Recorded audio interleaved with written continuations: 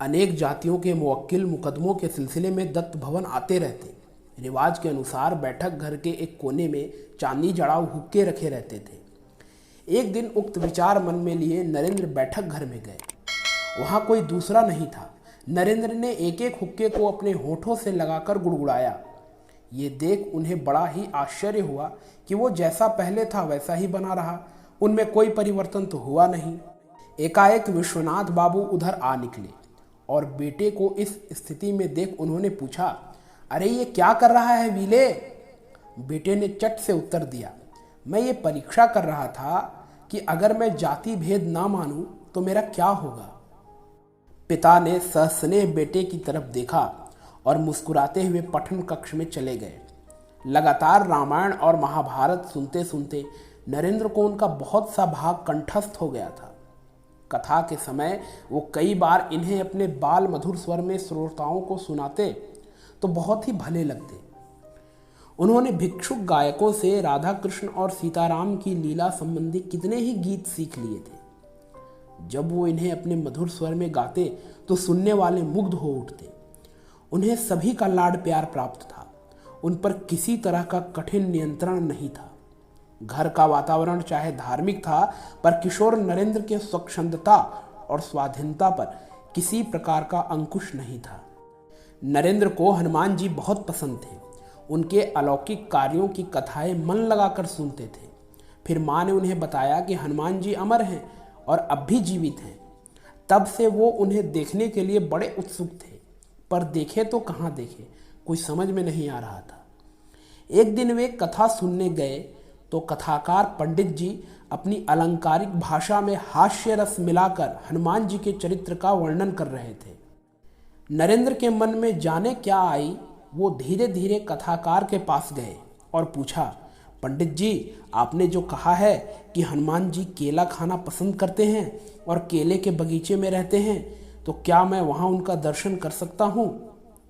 पंडित जी ने भोले बालक को बहलाने के लिए उत्तर दिया, हाँ बेटा, बगीचे में तुम उन्हें पा सकते हो। नरेंद्र ने इसके बाद हनुमान जी को बगीचे में ढूंढा हो या ना ढूंढा हो, पर यह तय है कि वो हमेशा उनके प्रिय पात्र बने रहे। जैसे जैसे आयु बढ़ी, उनके प्रति श्रद्धा भी बढ़ती गई। मृत्यु से कुछ महीने पहले स्वामी जी के शिष्य शरद चंद्र चक्रवर्ती ने जब पूछा, हमारे लिए इस समय के आदर्श को ग्रहण करना उचित है, तब स्वामी जी ने उत्तर दिया कि महावीर हनुमान जी की चरित्र को ही तुम्हें इस समय आदर्श मानना पड़ेगा। देखो ना, वे श्री राम की आज्ञा से समुद्र लांघकर चले गए, जीवन मृत्यु की परवाह किए बिना, महाजितेंद्रिय, महाबुद्धिमान, दास्य भाव के उस महान आदर्श से तुम्हें अपना जीवन गठित करना होगा। वैसा करने पर दूसरे भावों का विकास स्वयं ही हो जाएगा। अवलंबन करने योग्य दूसरा कोई पथ नहीं। एक ओर हनुमान जी जैसा सेवा भाव और दूसरी ओर उसी प्रकार त्रैलोक को भयभीत कर देने वाला सिंह जैसा विक्रम। श्री राम की सेवा के अतिरिक्त सभी विषयों की उपेक्षा, यहाँ तक कि ब्रह्मत्व शिवत्व प्राप्ति के प्रति उपेक्षा, केवल रघुनाथ के उपदेश का पालन ही जीवन का एकमात्र व्रत है।